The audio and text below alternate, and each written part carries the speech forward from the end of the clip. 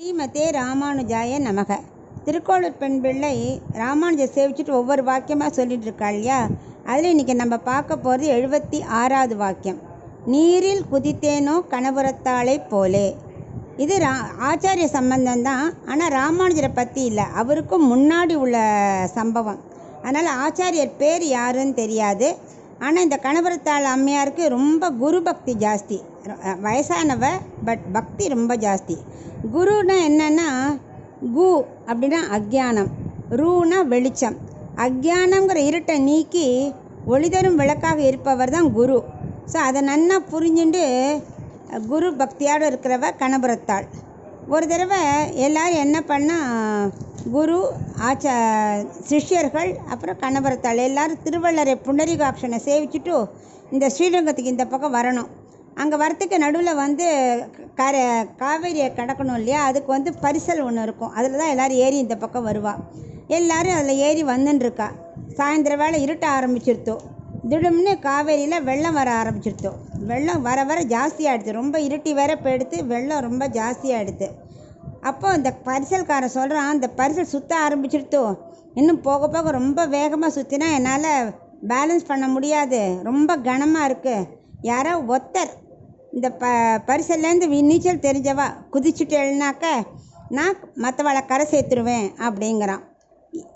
யாரும் குதிக்க ரெடியாக இல்லை, யோசிச்சுட்டு இருக்கா. எல்லாருக்கும் உயிர் மேலே அவ்வளோ அக்கறை, அபிமானம் ரொம்ப ஜாஸ்தி. ஆனால் இந்த கணபுரத்தாள் வயசான அம்மையார், அவளுக்கு நீச்சல் தெரியுமா தெரியாதான் கூட அவள் யோசிக்கலை. அவள் என்ன பண்ணுறா, பரிசல்காரன்ட்ட நீ 100 வருஷம் நன்னா இருக்கணும்ப்பா, இந்த ஆச்சாரியனை ஜாக்கிரதையாக கொண்டு கரை சேர்த்துரு அப்படின்னு சொல்லிவிட்டு ஆச்சாரியருக்கு ஒரு கை கூப்பி வணக்கம் சொல்லிவிட்டு டபக்குன்னு ஆற்றுல குதிச்சுட்றா. அப்போ இதான் இந்த ஆச்சாரிய பக்தி மேலோங்கிறதுனால அவள் தன் உயிரை கூட துச்சமாக மதிச்சுட்டா. அவள் எதையுமே யோசிக்கலை. ஏன்னா ஆச்சாரியர் வாழ்ந்தால் தான் நிறையா பேரை சம்சார சாகத்துலேருந்து கரை சேர்க்க முடியும். நம்ம ஒருத்தர் கரை சேர்றதுனாலையோ சேராத்தினாலே ஒன்றும் பெரியதாக ஒன்றும் நடக்க போகிறதில்லன்னு அவள் நன்னா புரிஞ்சுட்டு சுயநலத்தை விட்டுட்டு ஆச்சாரியனே முக்கியம்னு நினச்சிட்டு குதிச்சுட்டா. அப்புறம் கொஞ்ச நாளைக்கு அப்புறம் மற்றவாள்லாம் அப்படி பண்ணலை. அவளுக்கெல்லாம் யோஜனை, உயிர்னா எழாது, எப்படி விழறது, உயிராச்சே அப்படின்னு யோசிச்சுட்டு இருக்கா.